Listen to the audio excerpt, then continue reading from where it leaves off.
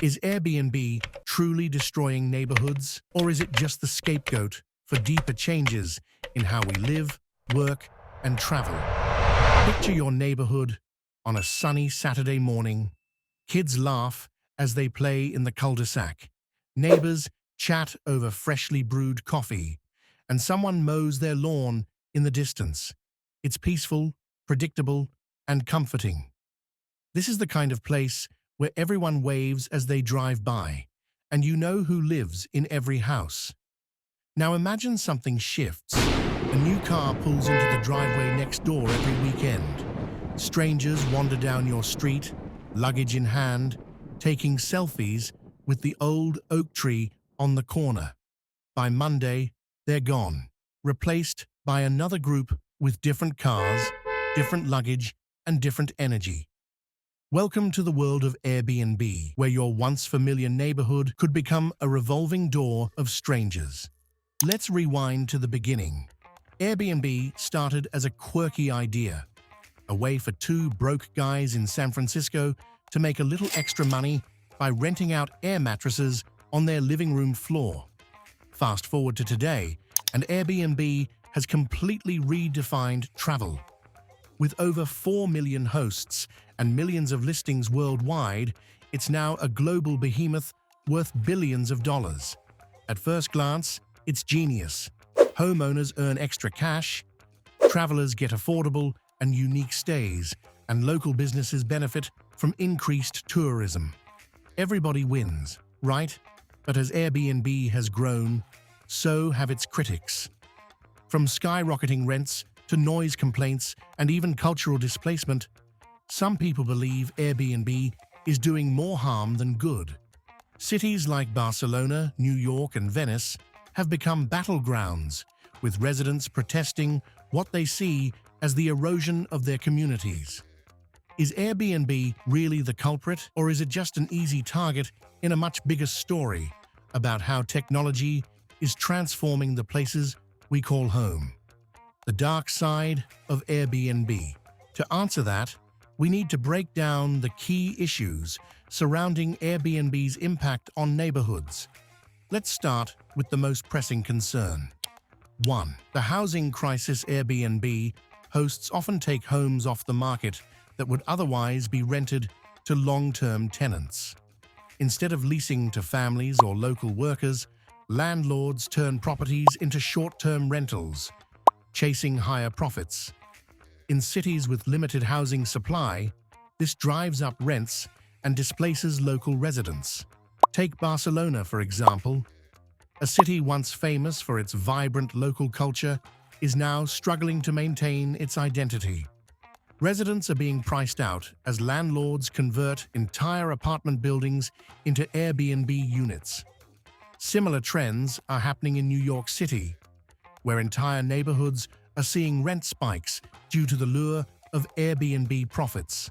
For many, this has created a growing sense of frustration. Longtime residents feel like their homes are being commodified, turned into temporary spaces for tourists rather than permanent homes for locals. 2. The erosion of community neighborhoods thrive on stability. Knowing your neighbors creates a sense of trust, safety, and belonging. But what happens when your neighbors are never the same for more than a few days? With Airbnb, that's the reality for many communities. Instead of forming relationships, people are left wondering, who are these strangers living next door? The more Airbnbs pop up, the less connected the neighborhood becomes. Take the story of Jane, a teacher in Austin, Texas. She used to know everyone on her street. Now half the homes on her block are short-term rentals. "It doesn't feel like home anymore," she says. "It feels like I'm living in a hotel district." 3. Noise, trash, and traffic. Airbnb's informal nature often means no one is there to enforce rules. Stories of noisy parties, overflowing trash bins, and clogged streets are common in areas with a high concentration of Airbnbs. One infamous case in Los Angeles involved a party mansion listed on Airbnb. Every weekend, luxury cars filled the driveway, DJs blasted music into the early hours, and neighbors were left fuming. Despite complaints to the city and Airbnb, the parties continued for months. Fourth, tourism versus local culture. Tourism is great for local economies, but too much of it can smother the very culture that attracts visitors in the first place. In Venice, Airbnbs are so widespread that locals often can't afford to live in the city they grew up in. The result? Venice feels less like a city and more like a theme park.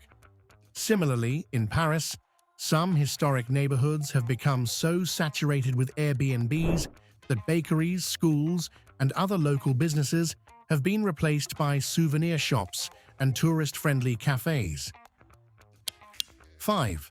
Lack of regulation. One of the biggest challenges is that Airbnb operates in a legal gray area. Unlike hotels, which are heavily regulated and taxed, Airbnbs often fly under the radar. This lack of oversight makes it difficult for cities to manage their impact. Some places, like Tokyo and Amsterdam, have introduced strict rules requiring hosts to register their properties and limiting the number of nights they can rent out. But enforcement remains a challenge, and not all cities have the resources to police the platform effectively. Can Airbnb and neighborhoods coexist? So, is Airbnb the villain of this story? The truth is more complicated.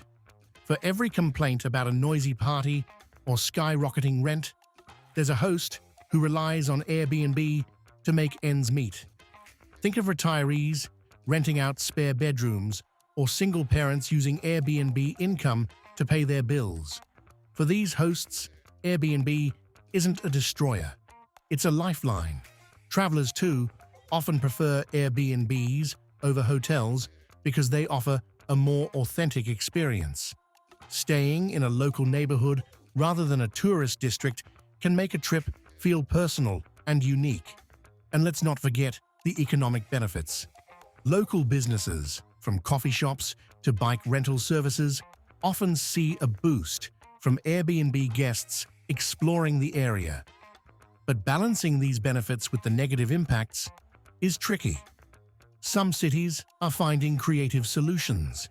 Amsterdam caps the number of nights a property can be rented out each year. New York City imposes strict licensing requirements for short-term rentals.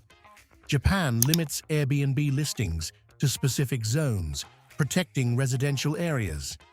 These regulations show that it's possible to find middle ground, but it requires effort, compromise, and a willingness to adapt. What can you do? Whether you're a homeowner, a traveler, or a concerned neighbor, you have a role to play in shaping the future of Airbnb and neighborhoods. For homeowners, consider how your listing impacts your community. Are you being a responsible host? Are you following local regulations? For travelers, think about where your money is going. Are you supporting local hosts, or are you contributing to housing issues in the area? For residents, don't underestimate the power of collective action. Advocate for fair regulations in your city and work with your neighbors to find solutions that benefit everyone. Airbnb is neither inherently good nor bad. It's a tool. Like any tool, its impact depends on how we use it. The key is finding a balance that allows Airbnb to coexist with the values and integrity of our neighborhoods. So, what do you think?